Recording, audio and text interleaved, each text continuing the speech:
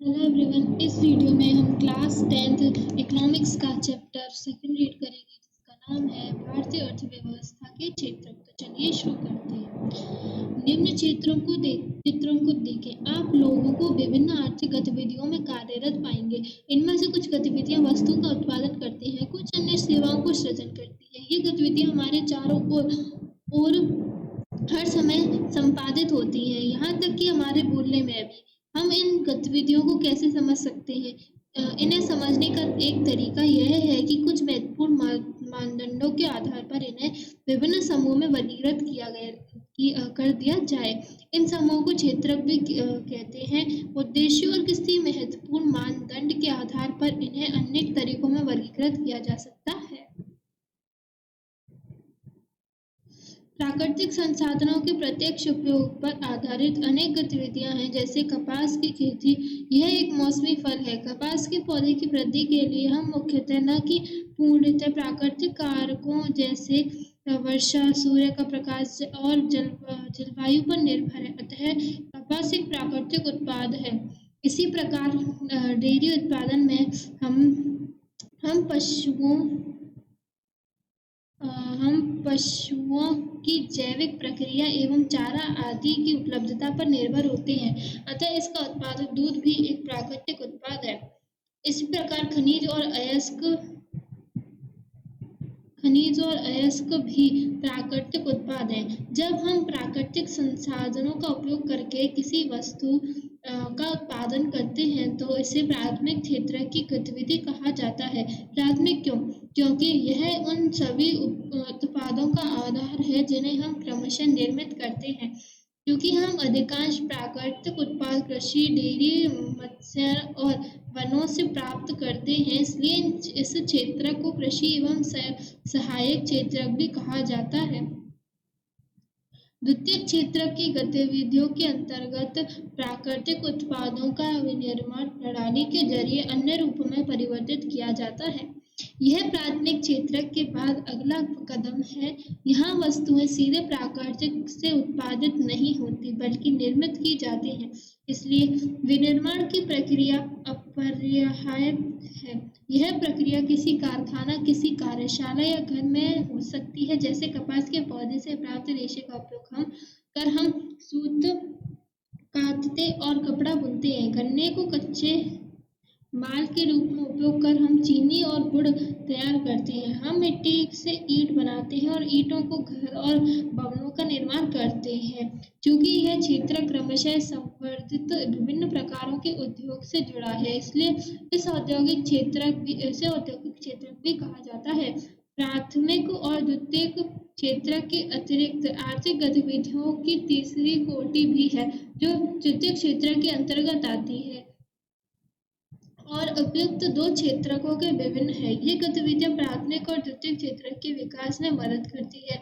ये गतिविधियां स्वतः वस्तुओं का उत्पादन नहीं करती बल्कि उत्पादन प्रक्रिया में सहयोग या मदद करती है। जैसे प्राथमिक और द्वितीय क्षेत्र द्वारा संपादित वस्तुओं को थोक एवं खुदरा विक्रेताओं को बेचने के लिए ट्रकों और ट्रेनों द्वारा परिवहन करने की जरूरत पड़ती है। कभी कभी वस्तुओं को गोदामों में भंडारित करने की आवश्यकता होती है। हमें उत्पादन और व्यापार में सहूलियत के लिए टेलीफोन पर दूसरे से वार्तालाप करने या पत्राचार या बैंकों में कर्ज लेने की आवश्यकता होती है। परिवहन, भंडारण, संचार, बैंक सेवाएं और व्यापारिक तृतीय गतिविधियों के कुछ उदाहरण हैं। चूंकि ये गतिविधियां वस्तुओं की वजह सेवाओं का सृजन करती हैं, इसलिए तृतीय क्षेत्र को सेवा क्षेत्र भी कहा जाता है।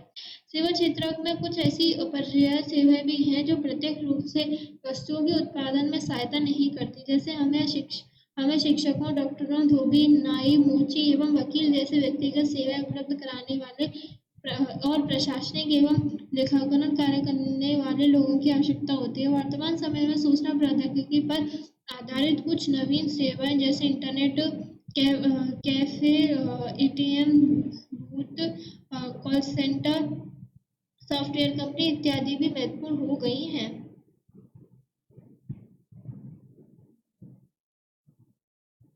प्राथमिक तीन क्षेत्रकों की तुलना। प्राथमिक, द्वितीय एवं तृतीय क्षेत्र के विविध उत्पादन कार्यों में काफी अधिक मात्रा में वस्तुओं और सेवाओं का उत्पादन होता है। साथ ही इन क्षेत्रकों में काफी अधिक संख्या में लोग वस्तुओं और सेवाओं के उत्पादन के लिए काम करते हैं। इसलिए अगले चरण में यह देखना है कि प्रत्येक क्षेत्र में कितनी वस्तुएं और सेवाएं उत्पादित होती हैं और कितने लोग उस क्षेत्र में काम करते हैं। किसी अर्थव्यवस्था में कुल उत्पादन और रोजगार की दृष्टि से एक या एक से अधिक क्षेत्र प्रदान होते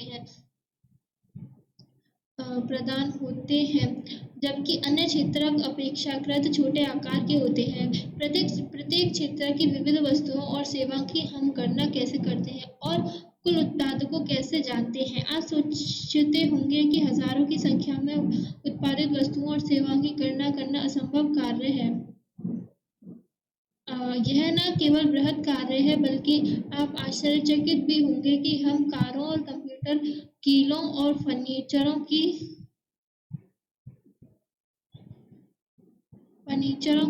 संख्या का योगफल कैसे कर सकते हैं। यह अत्यंत बेतुक बात है। आप बिल्कुल यही सोचते हैं। इस समय के समाधान के लिए अर्थशास्त्रियों का सुझाव है कि वस्तु और सेवा की वास्तविक संख्या का योग करने के स्थान पर उनके मूल्य का उपयोग किया जाना चाहिए। जैसे यदि 10,000 किलोग्राम गेहूं 20 प्रति किलोग्राम की दर से बेचा जाता है तो गेहूं का मूल्य 2 लाख होगा। यदि 15 प्रति नारियल की दर से 5,000 नारियल का मूल्य 75,000 होगा। इसी प्रकार तीन क्षेत्रकों की वस्तुओं और सेवाओं का मूल्य की गणना की जाती है और इसके बाद योगफल प्राप्त करते हैं। ध्यान रखें कि यहाँ एक सावधानी बरतने की जरूरत है। उत्पादक और बेची गई प्रत्येक वस्तु की गणना करने की जरूरत नहीं है, केवल अंतिम वस्तुओं और सेवाओं की गणना का ही औचित्य है। जैसे किसान किसी आटा मिल को 20 प्रति किलोग्राम की दर से गेहूं बेचता है।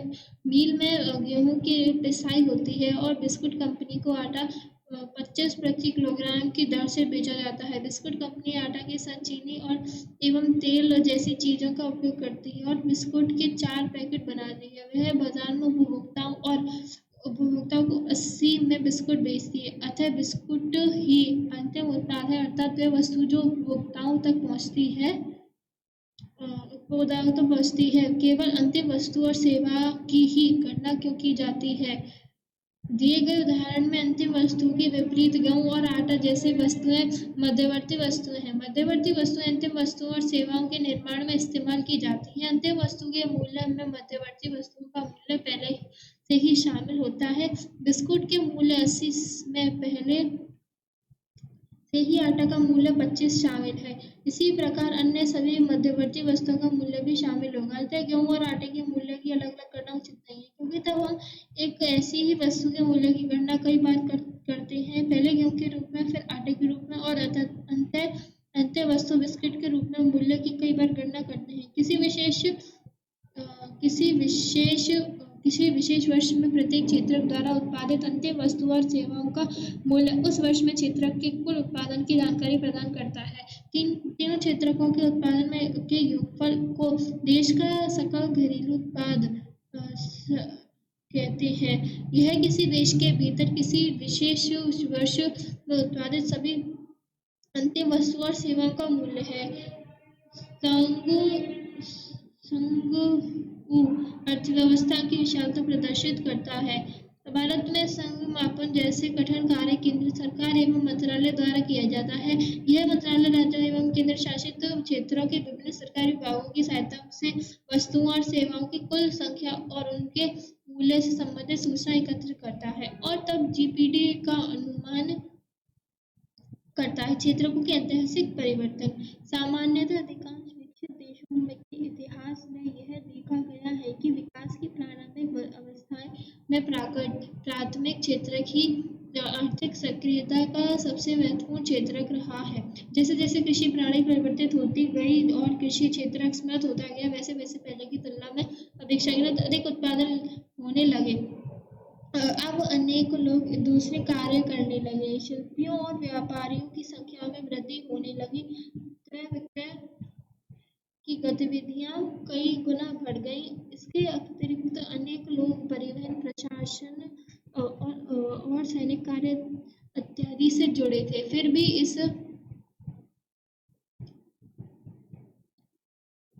भी इस अवस्था में अधिकांश उत्पादित वस्तुएं प्राकृतिक उत्पाद थी जो प्राथमिक क्षेत्रक में आती हैं और अधिकांश लोग इस क्षेत्रक में रोजगार करते हैं। लंबे समय के बाद एक विशेषकर विनिर्माण की नवीन प्रणाली के प्रचलन से कारखाने अस्तित्व में आए और उनका प्रसार होने लगा। जो लोग पहले खेतों में काम करते थे उनमें से बहुत अधिक लोग एक कारखाने में काम करने लगे। उन्हें कारखानों में काम करने के लिए मजबूर किया गया। जैसे कि आपने इतिहास में पढ़ा, कारखानों में सस्ती दरों पर उत्पादित वस्तुओं का लोग इस्तेमाल करने लगे। कुल उत्पाद एवं रोजगार की दृष्टि से द्वितीय क्षेत्रक सबसे महत्वपूर्ण हो गया। इस कारण अतिरिक्त समय में भी काम होने लगे। इसका अर्थ यह है कि क्षेत्रकों का महत्व परिवर्तित हो गया। विगत 100 वर्षों में विकसित देशों में द्वितीय क्षेत्रक से तृतीय क्षेत्रक की ओर पुनः बदलाव हुआ। कुल उत्पाद की दृष्टि से सेवा क्षेत्र का महत्व बढ़ गया। अधिकांश श्रमजीवी लोग सेवा क्षेत्र में ही नियोजित हैं। विकसित देशों में सही सामान्य लक्षण देखा गया। भारत में 3 क्षेत्रों का कुल उत्पादन और रोजगार कितना है? विगत वर्षों में विकसित देशों में देखे गए पैटर्न के समरूप क्या भारत में भी परिवर्तन हुआ है? हम इसे अगले खंड में देखेंगे। आलेख 3 क्षेत्रकों द्वारा उत्पादित वस्तुओं और सेवाओं को दिखाता है। यह 2 वर्ष 1973-74 और 2013-14 के उत्पादन को दिखाता है। हमने इन 2 वर्षों के लिए आंकड़ों का उपयोग किया क्योंकि यह आंकड़े तुलनीय और प्रारंभिक हैं। आप देख सकते हैं कि 40 वर्षों में कुल उत्पादन की कितनी समृद्धि हुई। उत्पादन के तृतीय क्षेत्र का बढ़ता महत्व। वर्ष 1973-1974 और 2013-14 के बीच 40 वर्षों में यद्यपि सभी क्षेत्रों में उत्पादन की वृद्धि हुई, परंतु सबसे अधिक वृद्धि तृतीय क्षेत्र के उत्पादन में हुई। परिणामतः वर्ष 2013-14 में भारत में प्राथमिक क्षेत्र को प्रतिस्थापित करते हुए तृतीय क्षेत्र सबसे बड़ा उत्पादक क्षेत्र के रूप में उभरा। भारत में तृतीय क्षेत्र इतना महत्वपूर्ण क्यों हो गया? इसके कई कारण हो सकते हैं। प्रथम, किसी भी देश में अनेक सेवाओं जैसे अस्पताल, शैक्षिक संस्थाएं, डाक एवं तार सेवा, थाना, कचहरी, ग्रामीण प्रशासनिक कार्यालय, नगर निगम, रक्षा, परिवहन, बैंक, बीमा कंपनी इत्यादि की आवश्यकता होती है। इन्हें बुनियादी सेवाएं माना जाता है। किसी विकासशील देश में इन सेवाओं के प्रबंधन की जिम्मेदारी सरकार उठाती है। कृषि एवं औद्योगिक के विकास से परिवहन, व्यापार, भंडार जैसी सेवाओं का विकास होता है। प्राथमिक और द्वितीय क्षेत्र का विकास जितना अधिक होगा, ऐसी सेवाएं की मांग उतनी ही अधिक होगी। तृतीय जैसे आय बढ़ती है, कुछ लोग अन्य प्रकार की सेवाएं जैसे रेस्तरां, पर्यटन, शॉपिंग, निजी अस्पताल, निजी विद्यालय, व्यावसायिक प्रशिक्षण इत्यादि की मांग शुरू कर देते हैं। आप नगरों में, विशेषकर बड़े नगरों में इस द्रुत परिवर्तन को देख सकते हैं। चतुर्थ, विगत दशकों में सूचना और संचार प्रौद्योगिकी पर आधारित कुछ नवीन सेवाएं महत्वपूर्ण एवं अपर्याप्त हो गई हैं। इन सेवाओं के उत्पादन में तीव्र वृद्धि हो रही है। अत्याचार में हम इन नवीन सेवाओं और उनके प्रसार के कारण की चर्चा करेंगे। अतः आपको याद रखना चाहिए कि सेवा क्षेत्र की सभी सेवाएं के समान रूप से वृद्धि नहीं हो रही है। भारत में सेवा क्षेत्र कई तरह के लोगों को नियोजित करते हैं। एक और उन सेवाओं की संख्या सीमित है जिनमें अत्यंत कुशल और शिक्षित श्रमिकों को रोजगार मिलता है। दूसरी ओर बहुत अधिक संख्या में लोग छोटी दुकानें, मरम्मत कार्य, परिवहन जैसी सेवाओं में लगे हुए हैं। वे लोग बड़ी मुश्किल से जीविका निर्वाह कर पाते हैं और वे इन सेवाओं में इसलिए लगे हुए हैं क्योंकि उनके पास कोई अन्य वैकल्पिक अवसर नहीं है। इस कारण सेवा क्षेत्र के केवल कुछ भागों का ही महत्व बढ़ रहा है। आप इनके बारे में अलग खंड के विस्तार में पढ़ेंगे। अधिकांश लोग कहाँ नियोजित हैं?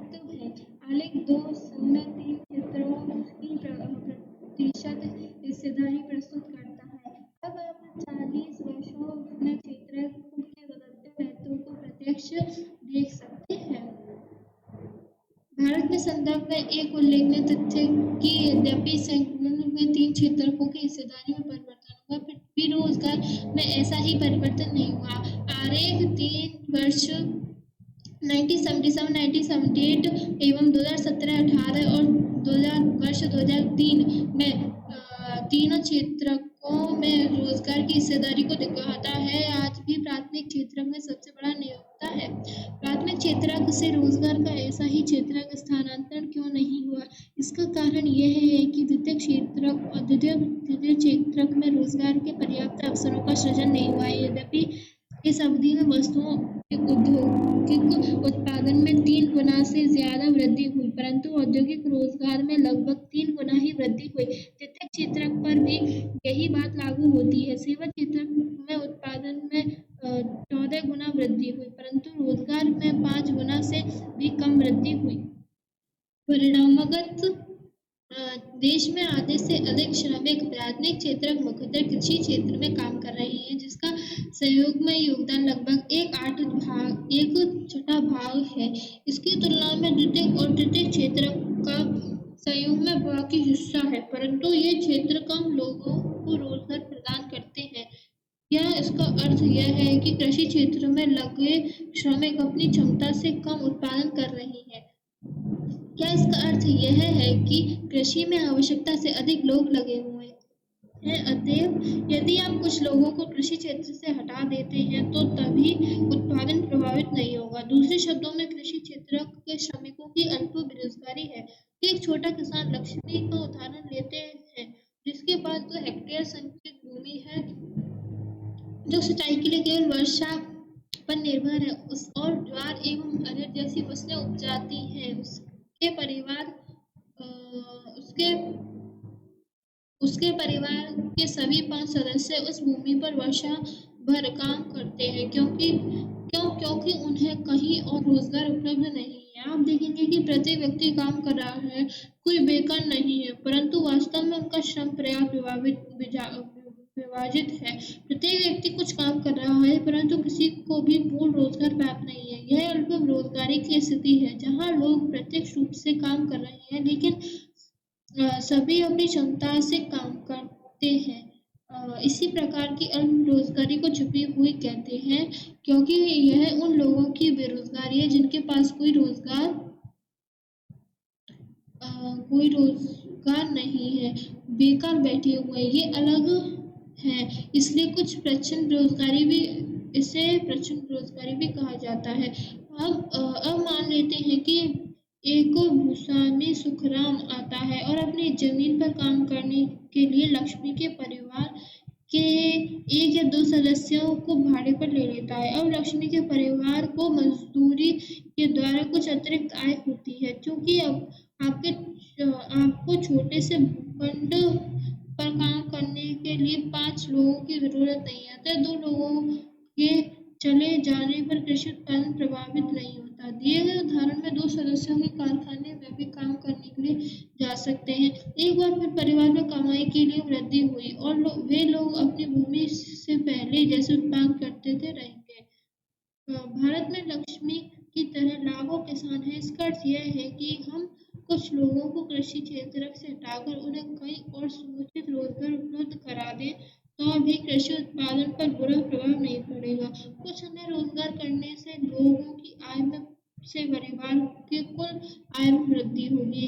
अल्प बेरोजगारी दूसरे क्षेत्रों में भी हो सकती है। उदाहरण के लिए शहरों में सेवा क्षेत्र में हजारों अन्य श्रमिक हैं जो दैनिक रोजगार की तलाश करते हैं।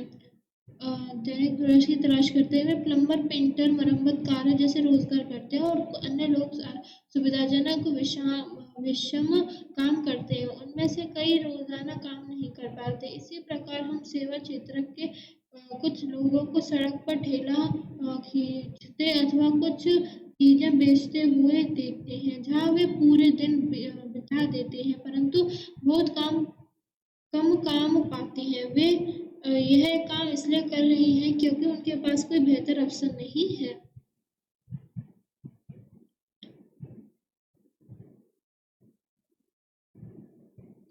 अतिरिक्त रोजगार का सृजन कैसे हो? उपरोक्त तो चर्चा पर हम देख सकते हैं कि कृषि क्षेत्र में अल्प बेरोजगारी की गंभीर स्थिति बनी हुई है। कुछ लोग ऐसे हैं जिन्हें बिल्कुल रोजगार नहीं मिला। लोगों के लिए रोजगार की वृद्धि कैसे की जा सकती है? हम कुछ तरीके देख सकते हैं। हम लक्ष्मी और उसके 2 हेक्टेयर संचित भूखंड का उदाहरण ले सकते हैं। उसके परिवार की भूमि की सिंचाई हेतु एक कुएं का निर्माण करने के लिए सरकार कुछ मुद्रा व्यय कर सकती है या बैंक ऋण प्रदान कर सकता है। तब लक्ष्मी अपनी भूमि की सिंचाई करने में सक्षम होगी और रबी मौसम में एक दूसरी फसल गेहूं उपजाती है। हम मान लेते हैं कि 1 हेक्टेयर गेहूं की फसल 2 लोगों को 50 दिनों तक रोजगार प्रदान कर सकती है। अतः परिवार के दोनों अन्य सदस्यों को अपने जीवन में रोजगार मिल सकता है। अब मान लेते हैं कि ऐसे कई खेतों की सिंचाई के लिए एक नए बांध का निर्माण किया जा सकता है अथवा एक नहर खोदी जा सकती है। इससे कृषि क्षेत्र में रोजगार के अनेक अवसर सृजित हो सकेंगे और अल्प बेरोजगारी की समस्या अपने आप कम हो जाएगी। अब मान लेते हैं कि लक्ष्मी और दूसरे किसान पहले की तुलना में अधिक उत्पादन करते हैं। उन्हें कुछ उत्पादन बेचने की भी आवश्यकता होगी। इसके लिए उन्हें अपना उत्पादन नजदीकी शहर में ले जाने की आवश्यकता हो सकती है। यदि सरकार परिवहन और फसलों में भंडारण पर अथवा बेहतर ग्रामीण सड़कों के निर्माण पर कुछ पैसा निवेश करती है तो छोटा ट्रक सब जगह पहुंच सकते हैं। इस तरीके से लक्ष्मी जैसे अनेक किसान जिन्हें अब पानी की सुविधा उपलब्ध है फसलों की उपज और सक्रिय कर सकते हैं। इस कार्य में केवल किसानों को ही उत्पाद रोजगार उपलब्ध नहीं हो सकता बल्कि परिवहन और व्यापार जैसी सेवाओं में लगे लोगों को भी रोजगार प्राप्त हो सकता है। लक्ष्मी की जरूरत केवल पानी तक ही सीमित नहीं है। खेती करने के लिए उसे बीजों उर्वरकों कृषिगत उपकरणों और पीने के पानी के लिए पंप सेटों की जरूरत है। एक निर्धन किसान होने के कारण वह सभी चीजों पर खर्च नहीं कर सकती। इसलिए उससे साहूकारों के पास उधार लेना होगा। उच्च ब्याज दर पर वापस करना पड़ेगा। यदि स्थानीय बैंक उचित ब्याज दर पर उसे साख प्रदान करता है तो वह इन सभी चीजों को उचित समय पर खरीदने और अपनी भूमि पर खेती करने में सक्षम होंगे। तात्पर्य यह है कि पानी के साथ कृषि में सुधार के लिए किसानों को सस्ते कृषि सामग्री प्रदान करने की जरूरत है। हम अध्याय 4 में मुद्रा एवं साख में कुछ आवश्यकताओं का अध्ययन करेंगे। हम एक अन्य तरीके से इस समस्या का समाधान कर सकते हैं। वह तरीका है अग्र ग्रामीण क्षेत्रों में उन उद्योगों और सेवाओं की पहचान करना और उन्हें बढ़ावा देना जहां बहुत अधिक लोग नियोजित किए जा सके। उदाहरण के लिए मान लेते हैं कि अनेक किसान अरहर और मटर उपजाने का निर्णय करते हैं।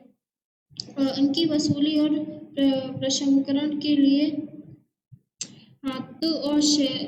लिए तथा शहरों में विक्रय करने के लिए दाल मिल की स्थापना एक ऐसी ही उदाहरण है। शीत भंडारण गृहों के खुलने से किसानों का अवसर मिलेगा कि वे अपने आलू और प्याज जैसे उत्पादन का भंडारण कर सके और अच्छी कीमत मिलने पर बेच सके।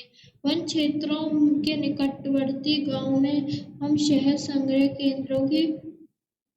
केंद्रों की शुरुआत कर सकते हैं जहां किसान वनों से प्राप्त शहद बेच सके। सब्जियों और कृषिगत उत्पाद जैसे आलू, शकरकंद, चावल, गेहूं, टमाटर और फल इत्यादि जिसे बाहरी बाजारों में बेचा जा सके वे के लिए प्रसंस्करण उद्योगों की स्थापना की जा सकती है। यह अग्र ग्रामीण क्षेत्र में स्थित उद्योगों में रोजगार प्रदान करेगा। क्या आप जानते हैं कि भारत में 60% जनसंख्या 5 से 29 वर्ष की आयु की है? इनमें से 51% के लोगों की विद्यालय जाते हैं। शेष खास करके 18 वर्ष या उससे कम आयु के बच्चे विद्यालय नहीं जाते। वे या तो घर पर रहते होंगे या उनसे अधिकतर बाल श्रमिक के रूप में काम कर रहे होंगे। यदि ये बच्चे भी विद्यालय जाने लगे तो हम अधिक भवनों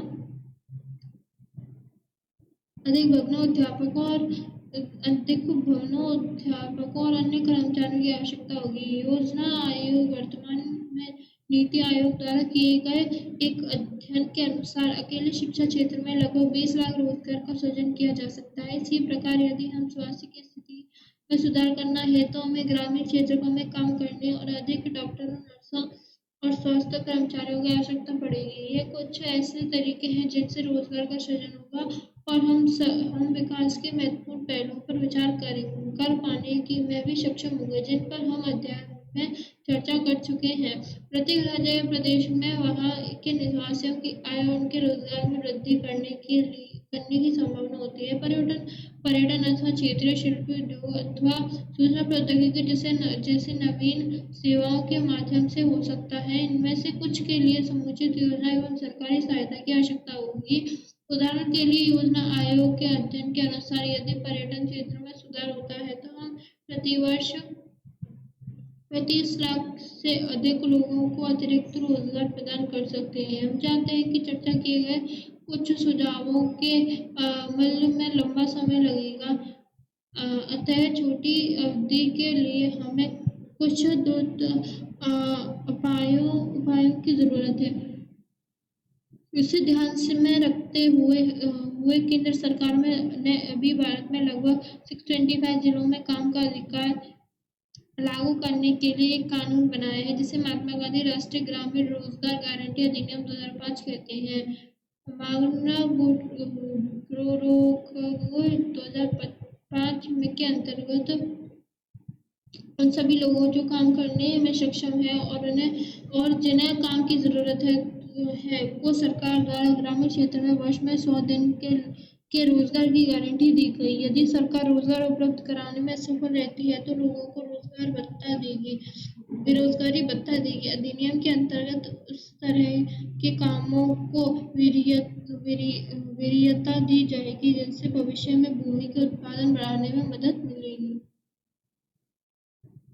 संगठित और असंगठित के रूप में क्षेत्रों का विभाजन। अब हम आर्थिक क्रियाओं को विभाजित करने के अन्य तरीके का परीक्षण करते हैं। ऐसे लोगों के नियोजित होने के आधार पर हम देखते हैं अनेक काम करने की शर्तें क्या है। क्या कोई विनियम है जिनका अनेक रोजगार के संदर्भ में अनुपालन किया जाता है। कांता संगठित क्षेत्रों में काम करती है। संगठित क्षेत्रों में उद्यम अथवा कार्य स्थान आते हैं जहाँ रोजगार की अवधि नियमित होती है और इसलिए लोगों के पास सुनिश्चित काम होता है। वे क्षेत्र सरकार द्वारा पंजीकृत होते हैं उन्हें सरकारी नियमों एवं विनियमों का अनुपालन करना होता है। इन नियमों एवं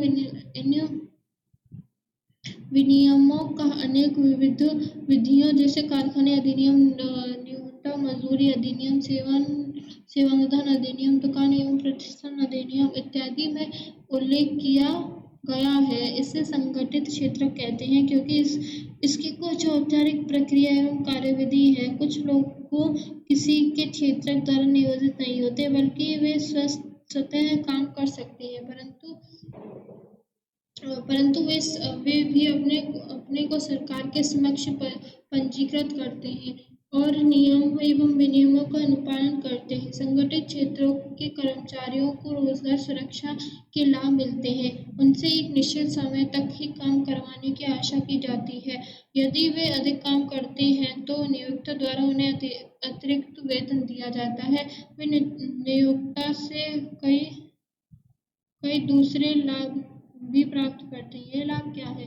वेतन, छुट्टी, अवकाश काल में भुगतान, भविष्य निधि, सेवानुदान इत्यादि पाते हैं। वे चिकित्सा लाभ पाने के हकदार होते हैं और नियमों के अनुसार कारखाने मालिक को पेयजल और सुरक्षित कार्य पर्यावरण जैसी सुविधाओं को सुनिश्चित करना होता है। जब वे सेवानिवृत्त होते हैं तब पेंशन भी प्राप्त करते हैं। इसके विपरीत कम असंगठित क्षेत्र में काम करता है। संगठित क्षेत्र छोटी और बिखरी इकाई जो अधिकांशित सरकारी नियंत्रण से बाहर होती है से निर्मित होता है। इस क्षेत्र के नियम और विनियम होते हैं परंतु उनका अनुपालन नहीं होता। वे काम वेतन वाले रोजगार हैं और प्राय नियमित नहीं है। यहाँ अतिरिक्त समय में काम करने, छुट्टी, अवकाश, बीमारी के कारण छुट्टी इत्यादि का सुरक्षित नहीं है। श्रमिकों को बिना किसी कारण काम से हटाया जा सकता है। कुछ मौसम में जब काम कम होता है तो कुछ लोगों को काम से छुट्टी दे दी जाती है। बहुत से लोग नियोक्ता की पसंद पर निर्भर होते हैं। इस क्षेत्र में काफी संख्या में लोग अपने छोटे कार्य जैसे सड़कों पर सफाई अथवा मरम्मत कार्य में स्वतः नियोजित हैं। इसी प्रकार किसान अपने खेतों में काम करते हैं और जरूरत पड़ने पर मजदूरी पर श्रमिकों को लगाते हैं।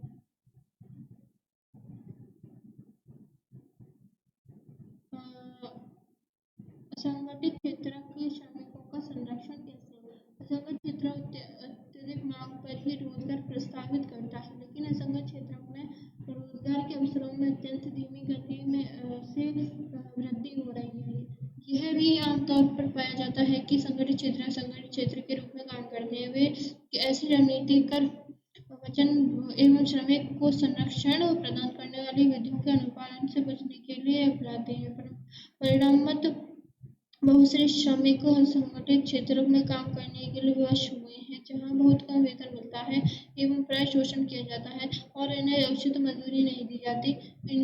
इनकी आय कम है और नियमित नहीं है। इस रोजगारी में संरक्षण नहीं है और न ही इनमें से कोई लाभ है। सन 1990 में यह देखा गया है कि संगठित क्षेत्र के बहुत अधिक श्रमिक अपना रोजगार खोते जा रहे हैं। ये लोग असंगठित क्षेत्र में कम वेतन पर काम करने के लिए विवश है। अतः असंगठित क्षेत्र में और अधिक रोजगार की जरूरत के अलावा श्रमिकों और संरक्षण की सहायता की भी आवश्यकता है। ये लाचार लोग कौन हैं जिन्हें संरक्षण की आवश्यकता है? ग्रामीण क्षेत्रों में संगठित क्षेत्र मुख्यतः भूमिहीन कृषि श्रमिकों, छोटे से सीमांत किसानों, फसल बटाईदारों और कारीगरों से रचित होते हैं। भारत में लगभग 80% ग्रामीण परिवार छोटे और सीमांत किसानों की श्रेणी में आते हैं। इन किसानों को समय से बीज, कृषि उपकरण, खाद, साख भंडारण सुविधा और विपणन केंद्र की पर्याप्त सुविधा उपलब्ध कराने की जरूरत है। शहरी क्षेत्रों में असंगठित क्षेत्र मुख्यतः लघु उद्योगों के श्रमिकों, निर्माण, व्यापार एवं परिवहन के में कार्यरत आकस्मिक श्रमिकों और सड़कों पर विक्रेता का काम करने वाले, सिर पर बोझ ढोने वाले श्रमिक, वस्त्र निर्माण करने वाले और कबाड़ उठाने वाले रचित हैं। लघु उद्योगों को भी कच्चे माल की प्राप्ति और उत्पाद के विपणन के लिए सरकारी मदद की आवश्यकता होती है। आकस्मिक श्रमिकों को शहरी और ग्रामीण दोनों में संरक्षण देने की जरूरत है।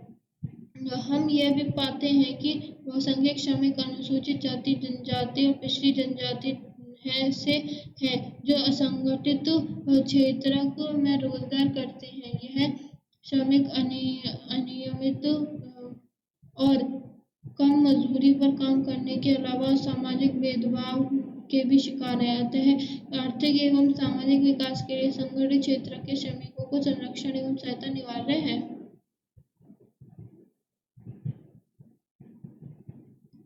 आर्थिक गतिविधियों को क्षेत्रों में वर्गीकृत करने का एक अन्य तरीका हो सकता है परिसंपत्तियों का स्वामी एवं सेवाओं की उपलब्धता के लिए जिम्मेदारी व्यक्ति कौन है? सार्वजनिक क्षेत्र में अधिकांश परिसंपत्तियों पर सरकार का स्वामित्व होता है और सरकार ही सभी सेवाएं उपलब्ध कराती है। निजी क्षेत्र में परिसंपत्तियों पर स्वामित्व और सेवाओं के वितरण की जिम्मेदारी एकल व्यक्ति या कंपनी के हाथ में होता है। रेलवे अथवा डाकघर सार्वजनिक क्षेत्र के उदाहरण है, जबकि Tata iron and steel company limited अथवा रिलायंस इंडस्ट्रीज लिमिटेड जैसी कंपनियां निजी स्वामित्व में है। निजी क्षेत्र की गतिविधियों का ध्येय लाभ अर्जित करना होता है। इनकी सेवाओं को प्राप्त करने के लिए हमें इन एकल स्वामित्व और कंपनियों को भुगतान करना पड़ता है। सार्वजनिक क्षेत्र का ध्येय केवल लाभ कमाना नहीं होता। सरकार सेवाओं पर किए गए व्यय की भरपाई करों या अन्य तरीके से करती है। आधुनिक दिनों में सरकार सभी तरह की गतिविधियों पर व्यय करती है। ये गतिविधियां क्या है? सरकार जैसी गतिविधियों पर व्यय क्यों करती है, ज्ञात करें। कोई ऐसी चीज जिनकी आवश्यकता समाज के सदस्यों को होती है परंतु जिन्हें निजी क्षेत्र उचित कीमत पर उपलब्ध नहीं कराते हैं।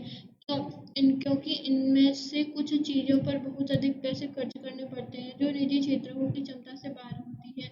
इन चीजों का इस्तेमाल करने वाले हजारों लोगों को ऐसा पैसा एकत्रित करना भी आसान फिर नहीं है। फिर यदि वे चीजों को उपलब्ध कराते हैं तो वे इसकी ऊंची ऊंची कीमत वसूलते हैं, जैसे सड़कों, पुलों, रेलवे पत्तनों, बिजली आदि का निर्माण और बांध आदि से सिंचाई की सुविधा उपलब्ध कराना। इसलिए सरकार ऐसी भारी व्यय समय स्वयं उठाती है और सभी लोगों के लिए इन सुविधाओं को सुनिश्चित करती है। कुछ गतिविधियां ऐसी हैं जिन्हें सरकार समर्थन की जरूरत पड़ती है। निजी क्षेत्र को उन उत्पादन अथवा व्यवसाय को तब तक जारी नहीं रख सकते जब तक सरकार उन्हें प्रोत्साहित नहीं करती। जैसे उत्पादन मूल्य पर बिजली की बिक्री से बहुत के उद्योगों में वस्तुओं की उत्पादन लागत में वृद्धि हो सकती है, उनकी इकाई विशेषकर लघु इकाई बंद हो सकती है। यहाँ सरकार उस दिन पर बिजली उत्पादन और वितरण के लिए कम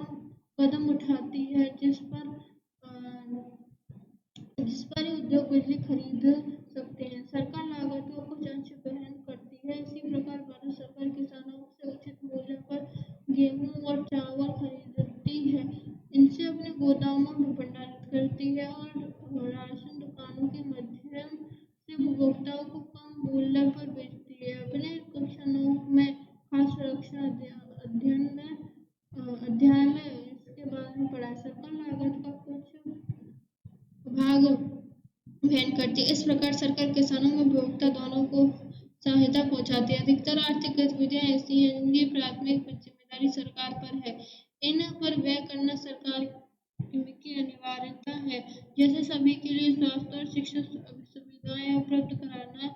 हमने पहले अध्याय में कुछ गतिविधियों पर विचार किया है। समुचित ढंग से विद्यालय चलाना और गुणात्मक शिक्षा, विशेषकर प्राथमिक शिक्षा उपलब्ध कराना सरकार का कर्तव्य है। भारत में निरक्षरों की संख्या विश्व में सबसे अधिक है। इसी प्रकार हम जानते हैं कि भारत के लगभग आधे कच्चे कुपोषण के शिकार और उनमें से एक चौथाई गंभीर रूप से बीमार है। हमने शिशु मृत्यु दर के बारे में पढ़ा। उड़ीसा 40 अथवा मध्य प्रदेश 48 और शिशु मृत्यु दर विश्व के कुछ निर्धनतम भागों में से अधिक है।